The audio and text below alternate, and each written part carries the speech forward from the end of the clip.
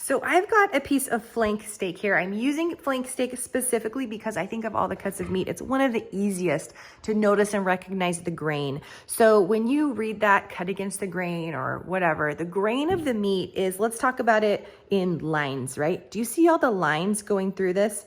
Can you see that? I'll even hold it up a little closer. This cut of meat has all these very visible lines, and they obviously run this direction from left to right, right to left.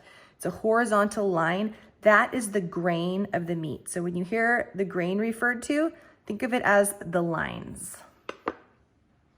When we are cutting meat, you always cut against the grain, and all cuts of meat will have a grain, some more obvious than others. Because the grain of the meat is running this direction, you always want to cut meat against the grain. And what that means is the opposite direction. It should be perpendicular. So if we see the grain, all those little lines moving this direction, when we slice this meat, either raw or cooked, we want to slice it this direction. Now, why is that important?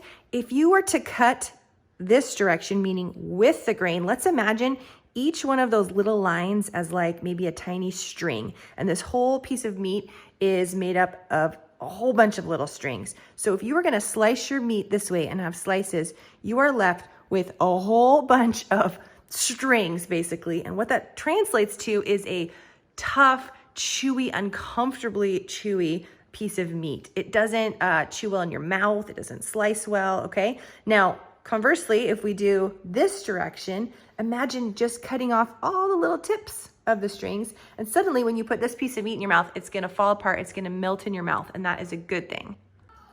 So let me show you an example. I'm gonna go ahead and marinate this, and I'm gonna eat it tonight. I'm gonna broil it or grill it, and I'm gonna slice it after it's done like this. Or if I was slicing it to go in a skillet meal like stir fry, I would slice it this direction. So I took a few slices here. I'll use this as my meaty hand.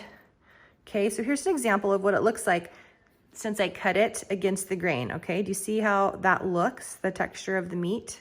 Let me show you what this slice up here looks like when I slice it with the grain. Do you see that? Make sure there's enough light here. I can't see very well. Do you see all these lines because I cut it with the grain? That is not appetizing. That is gonna be chewy and really hard to eat. But you can really see the difference here when you're looking at a piece that was cut.